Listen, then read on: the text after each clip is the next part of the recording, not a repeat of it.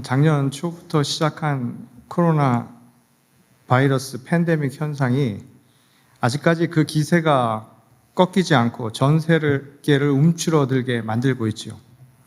종교개혁 후 기독교 500년 역사에서도 전례가 없는 전염병 유행으로 인해서 우리는 온라인 예배라고 하는 신종, 신앙 형태를 경험하고 있는 시대를 지나고 있습니다. 처음에는 어쩔 수 없는 선택이었다라고 이야기를 했지만 이제 온라인을 통한 예배가 어느 정도 익숙해진 시대를 살고 있지요. 그래서 이전과는 다른 신앙생활이 가능해진 오늘의 현 상황입니다. 앞으로 이러한 변화가 교회와 성도들의 삶에 과연 어떤 영향을 미칠 것인가 좀 더 지켜봐야 알 수 있을 것 같습니다. 그러나 분명한 사실은 어떠한 형태이든 예배의 본질적인 의미와 그리고 신앙의 중심이 결코 흔들려서는 안 된다는 바로 그 사실입니다. 특별히 오늘은 이 말씀 후에 성찬의 예식을 우리가 함께 진행합니다. 성찬은 그리스도를 기억하며 우리의 죄를 고백하고 그리스도의 대속을 통해서 구원의 기쁨을 미리 맛보는, 말하자면 천국 잔치와 다름이 없는 의식이지요. 그렇기 때문에 예배의 핵심인 성찬에 앞서서 예배의 본질적인 의미가 무엇인가, 그리고 이를 대하는 그리스도인으로서의 자세가 과연 어떠해야 하는가를 점검하는 것은 아주 중요한 일이라고 할 수 있을 것입니다. 오늘 우리는 이 구약에 나와 있는 율법의 가르침, 그 제사의 규정을 통해서 예배의 본질적 의미가 무엇인가를 함께 살펴보고 또 그것을 통해서 어떠한 상황 하에서도 결코 변함없이 유지해야 할 신앙의 핵심이 무엇인가를 함께 나누어 보려고 합니다. 오늘 본문 말씀에서도 나오지만 구약에서 예배를 지칭하는 히브리어 단어는 아벳와 샤하라고 하는 이 두 단어를 주로 사용을 합니다. 이 두 단어 다 섬김 혹은 부복이라고 하는 것, 엎드린다라고 하는 의미를 가진 말입니다. 고대 사회에서 종이 주인에게 땅바닥에 엎드려서 그 발에 입을 맞추며 존중을 표시했던 그 유래에서 나온 단어들입니다.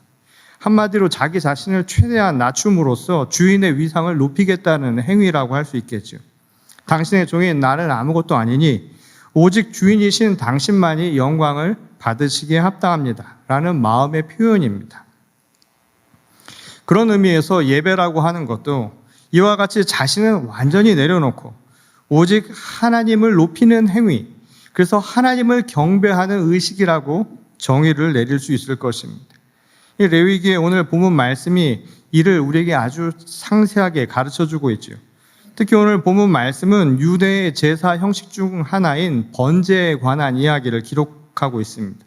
번제라고 하는 말은 말뜻 그대로 해석하면 제물을 불에 태우는 것이죠. 남김없이 태움으로 그것을 하나님이 기뻐 받으시라 드리는 제사의 모습입니다.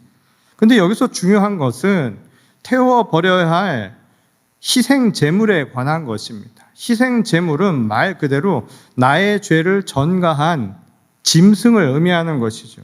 근데 중요한 것은 제사를 드리는 자가 자기 자신을 드리는 게 더 핵심이 되어야 한다는 사실입니다. 말 그대로 희생 제물은 드리는 예물일 뿐이라는 거예요. 제사를 통해서 죄에 씻김 받아야 할 대상은 바로 제사를 드리는 그 사람이어야 한다는 것입니다. 사도 바울도 이에 대해서 로마서 12장 1절 말씀을 통해 이렇게 이야기한 바 있죠. 그러므로 형제들아 내가 하나님의 모든 자비하심으로 너희를 권하노니 너희 몸을 하나님이 기뻐하시는 거룩한 산제물로 드리라. 이는 너희가 드릴 영적 예배니라. 우리가 하나님께 드릴 영적 예배는 자기 자신을 드리는 거예요. 거룩한 산제물로 드리는 것이어야 한다는 겁니다. 이게 바로 제사, 곧 오늘날 예배의 가장 본질적인 모습이라는 것을 가르쳐주는 말씀이죠. 그렇다면 거룩한 산제물로 자신을 드린다는 것, 그것이 예배를 통해서 구체적으로 어떻게 나타나야 할까요? 오늘 본문 3절을 보면 그에 대한 단서를 가르쳐주는 한 가지 구절이 나오죠. 그것은 드려야 할 예물의 상태를 흠없는 수컷이라고 규정한 대목에서 찾아볼 수 있습니다. 이 제사를 드리기 위해서 예물을 흠없는 수컷으로 드려야 한다는 거예요. 그 말은 당시 제사를 드릴 때 흠이 있는가 없는가를 위해서 얼마나 꼼꼼히 살펴보았을까를 짐작케 하는 대목이기도 하죠. 그만큼 하나님께 드리는 예물은 거룩해야 한다는 거예요. 거룩하다는 것은 세상과 구별된다는 의미이기도 하지만 깨끗해야 한다는 의미도 담고 있습니다. 그것은 달리 깨끗한 것이 아니라 하나님의 쓰임받는 도구가 되었기 때문이라는 거예요. 그런 의미에서 우리의 예배도 마찬가지라는 것이죠. 흠없는 예물을 드려야 하는 것입니다. 그런데 예배의 진정한 예물은 다른 무언가가 아니라 자기 자신이죠. 그러니 이 말은 우리 자신이 하나님 앞에 흠없는 예물로 드려져야 한다는 것을 가르쳐주는 말씀이라는 거예요. 예배를 드리는 자가 구체적으로 자기 자신을 온전히 비워서 하나님이 기뻐하시는 산 제물로 드려질 수 있어야 한다는 겁니다. 그런 준비가 되어 있어야 한다는 거예요. 매 주일마다 예배를 인도하며 말씀을 전하는 저도 이 가급적이면 예배 전에 다른 일로 산만해지지 않도록 늘 주의를 기울이고 있습니다. 사람 관계도 어지간하면 금요일 날까지 다 마무리를 짓습니다. 그래서 주일은 준비된 상태로 예배를 맞이하려고 하는 것이 저의 오래된 습성 가운데 하나이고 그것이 말씀을 전하는 자의 태도라고 저는 그렇게 생각을 하고 있습니다. 그런데 언젠가 이 한국 월드컵 대표팀의 축구 경기가 주일에 열린 적이 한 번 있었습니다. 아마 기억하시는 분들도 있으실 거예요. 저는 평소 운동을 아주 좋아하는 운동광인데다가 그날 혹 대표팀 경기로 인해서 성도들이 예배에 참석하지 않는 것이 아닐까 이런 걱정이 앞서서 주일 전에 상당히 신경을 많이 썼던 기억이 납니다. 그래서인지 그날 예배를 드리기 위해 준비하고 있는데 눈을 감고 기도를 하는데 집중이 안 되는 거예요. 아무리 집중을 하려고 해도 자꾸만 축구공이 떠다니고 자꾸만 빨간 옷이 보이고 하는 생각이 잡념들이 생겨나는 겁니다. 심지어 예배를 하는 도중에 교인들이 찬양을 하는 모습이 마치 박수치며 대한민국이라고 외치는 것처럼 들리기까지 했던 것이었습니다. 얼마나 저를 당황스럽고 부끄럽게 만들었는지 모릅니다. 이 예배를 준비하는 자의 태도가 얼마나 중요한가를 새삼 느꼈던 경험이 되었지요. 그런 의미에서 한동안 비대면 예배로 각 가정에서 온라인 예배를 드리면서도 만일 여러분들이 감동과 은혜를 느낄 수 있었다면 그것은 예배를 위해 준비한 사람들의 노력이 있었기 때문이라고 할 수 있을 것입니다. 정성껏 준비한 사람들, 보이지 않는 곳에서 예배 하나하나를 위해서 땀과 눈물과 기도와 그리고 정성을 다해서 모든 것을 다했던 사람들의 노고가 분명히 그 안에 있을 거란 이야기인 것이. 그것만이 아니죠. 그 예배를 우리가 함께 기쁨으로 나눌 수 있으려면 드리는 자가 먼저 갈급해야 하지요. 내가 하나님 앞에 모든 것을 드리겠노라. 그리고 은혜를 조금이라도 취하고 싶은 그 마음이 바로 은혜로운 예배를 우리에게 가져다 주는 겁니다. 이 정성껏 준비한 손맛보다 더 맛난 음식이 없다고 하죠. 예배를 준비하고 드리는 이들의 정성과 신실함은 하나님께서 기뻐 받으시는 거룩한 예배의 핵심이라고 하는 이유가 바로 여기 있는 겁니다. 예배의 참여자들이 온전하게 자신을 드리기 위해서 준비하는 것, 이것이 바로 예배를 드리는 본질적인 의미에 가까워지는 예배자의 신실한 모습이라고 할 수 있다는 것이죠. 이 소중한 사람과의 만남을 생각해 보십시오. 누군가 만나기 위해서 가슴 떨림, 설레임, 그리고 그것을 위해서 몸치장을 하고 마음의 준비를 행하는 것이 당연한데 하물며 하나님과의 만남을 위해서 아무런 준비도 하지 않는다면 그 스스로가 다시 한번 되짚어 보아야 할 문제라는 겁니다. 예배를 드리는 자가 지켜야 할 두 번째 사항은 바로 회개와 관련이 되어 있습니다. 오늘 본문 4절에 보면 번제물의 머리에 안수할지니라는 구절이 나오죠. 이 제물에 안수하는 행위는 자기 자신을 대신해서 희생되어야 할 짐승에게 자신의 죄를 전가하는 상징적인 의식입니다. 그런데 이러한 상징적 의식의 시작이 어디서부터 출발하느냐면 바로 회개로부터 시작한다는 거예요. 나의 죄의 고백으로부터 모든 것이 출발한다는 것이 중요한 부분이라는 겁니다. 오늘날 우리 예배는 바로 그리스도 예수가 우리를 통해 우리를 위해 우리를 대속하시기 위해 대신 지신 희생양이었지요. 그러므로 우리가 예배를 통해서 예수 그리스도를 기억해야 한다는 겁니다. 그를 기념하는 것은 예배의 아주 중요한 부분이라는 거예요. 예수께서 우리에게 말씀하신 것처럼 나를 기념하라 하고 오늘 성찬을 베푸신 것처럼 예배를 통해 우리를 위해 대속하신 희생양 예수 그리스도를 기억하는 것은 아주 중요한 부분이라는 겁니다. 그런데 그 이전에 우리가 생각해야 할 것은 바로 우리의 죄를 회개할 수 있어야 한다는 겁니다. 우리의 죄를 고백하며 예수 그리스도의 대속의 은총을 함께 누리는 것, 이것이 바로 예배의 가장 중요한 부분이 되어야 한다는 것이죠.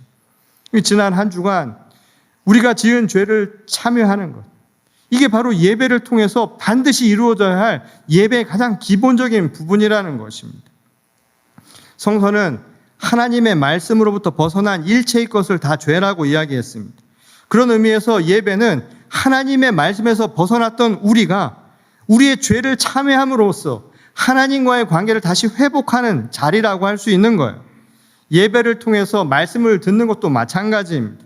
예배를 통해서 말씀을 듣는 것은 그 말씀 하나하나를 통해서 내 삶에 참회를 하는 과정이 되어야 한다는 거예요. 말씀이 마치 거울이 되어서 내 삶을 되돌아보고 하나하나 내 죄를 고백할 수 있는 시간이 되어야 한다는 것입니다.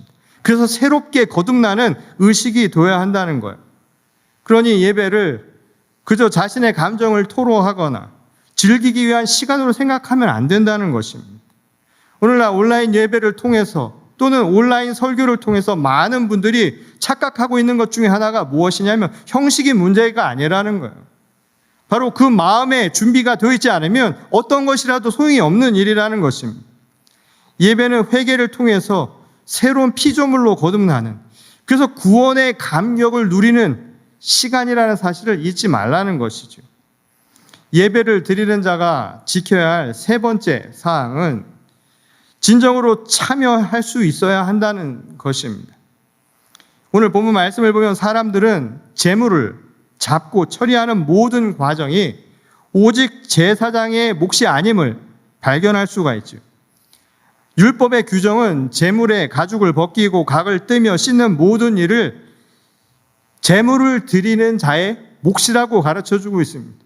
예배를 드리는 자가 그 모든 일을 하는 거란 이야기예요. 제사장은 오직 피를 뿌리고 태우는 그 일만 할 뿐이라는 겁니다. 이것은 번제를 드리는 자가 뒷짐지고 제사를 지켜보는 것이 아니라 스스로 직접 참여함으로써 제사의 일부분이 되고 있다는 사실을 가르쳐주는 것이죠. 제물을 잡기 위해서 피비린내 나는 거예요. 여러 악취를 감내하는 것은 물론이고 그 시간을 통해서 내가 힘들고 불편한 일을 직접 행함으로써 자신을 철저하게 하나님 앞에 맡기는 바로 참여가 예배의 중요한 부분이 되어야 한다는 사실입니다. 오늘 우리는 이 성찬의 예식을 함께 나눕니다. 성찬은 예수 그리스도를 통해서 베푸신 하나님의 값없는 은혜입니다. 아무 조건 없이, 아무런 공로 없이 그저 우리에게 베푸신 선물이라는 거예요. 그런데 이 대속의 은총을 받는 우리들은 그냥 받는 게 아닙니다. 여러분 나오셔서 받아야 돼요. 일어서서 나와서 받으셔야 됩니다. 내 마음의 고백과 참회가 함께 이루어져야 하는 거예요. 불편하지만 여기까지 걸어 나와야 합니다. 그래서 예수께서 우리에게 주신 그 은총을 내 믿음을 통해서 고백하며 받는 거예요. 나의 죄가 그래서 씻김 받는다라는 구원의 참회가 바로 성찬을 통해서 이루어진다는 것이죠. 그러니 오늘 이 자리까지 나오실 때 예수 그리스도의 은총을 기억하며 나오는 겁니다. 나의 죄를 고백하며 나오는 거예요. 그리고 발걸음 한 걸음 한 걸음 뗄 때마다 그 구원의 초대 내가 응답하며 나오는 것입니다. 그러니 이곳에 천국 잔치가 이루어지는 천국문을 향해 나오듯이 기쁨과 감격의 모습으로 오늘 성찬에 남아야 한다는 거예요. 이게 예배자의 중요한 모습이 되어야 한다는 겁니다. 예배는 그저 자기 편한 시간에 와서 잠시 앉았다가 소위 출석부 체크나 하고 지나가는 것처럼 무의미한 시간이 되어서는 결코 안 된다는 거예요. 남이 부르는 찬양이나 감상하고 마음에 드는 설교를 즐기기 위한 시간이 결코 아니라는 말씀입니다. 마치 재물을 잡아 각을 뜨듯이 하나님 앞에 자기 자신을 정성스럽게 올려드리는 시간이어야 한다는 거예요. 내 죄를 고백하고 낱낱이 내 패부까지 모든 것들을 다 하나님 앞에 고백할 수 있는 시간이어야 한다는 거예요. 그래서 잠시의 불편함과 수고를 기꺼이 받아들이는 거예요. 직접 하나님을 만나기 위해 능동적으로 참여하는 것, 이게 바로 예배자의 진정한 자세라는 겁니다. 그때 비로소 역겹던 비린내 같은 거예요. 그래서 우리 삶에 역겨웠던 부분조차도, 그리고 우리 스스로가 힘들고 어렵게 생각했던 것조차도 하나님께서 기뻐 받으시는 향기로운 예배가 될 수 있다는 것입니다. 그것이 바로 진정으로 살아 숨쉬는 예배의 본질이라는 거예요. 그리고 그렇게 예배하는 것이 바로 그리스도인의 진정한 자세라는 것을 우리에게 가르쳐주는 말씀입니다. 오늘 우리는 그 어느 때보다 어려운 시기를 지나고 있습니다. 그러나 이런 어려운 시기에도 향기로운 예배를 드리기 위해 우리가 잃어버렸던 예배자로서의 그 정신과 그 자세를 다시 한번 회복할 수 있는 귀한 시간이 될 수 있기를 소원합니다.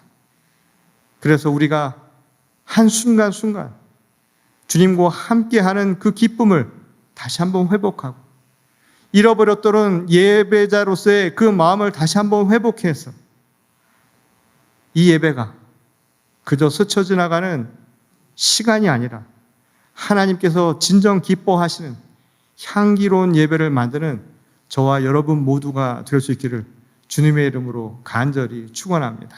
우리 다 같이 기도하겠습니다. 좋으신 아버지 하나님, 감사를 드립니다. 오늘도 우리를 대속의 은총을 통하여 이곳까지 불러주심에 감사를 드립니다.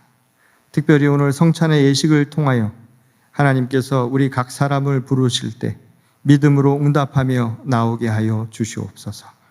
참여하여 우리 자신을 하나님 앞에 회개하며 주님의 은총을 온전히 누리고 진정한 하나님 나라의 자녀로서의 기쁨을 누리는 귀한 시간 되게 하여 주시옵소서. 오늘 이 시간 말씀을 통하여 예배의 본질적 의미를 깨닫는 자들마다 우리의 삶이 변화되게 하시고 우리를 하나님이 기뻐하시는 영적인 산제물로 드릴 수 있는 주의 거룩한 교회와 성도가 되게 하여 주시옵소서. 모든 것 위에 함께 하시는 우리 주 예수 그리스도의 이름으로 간절히 기도드렸습니다. 아멘.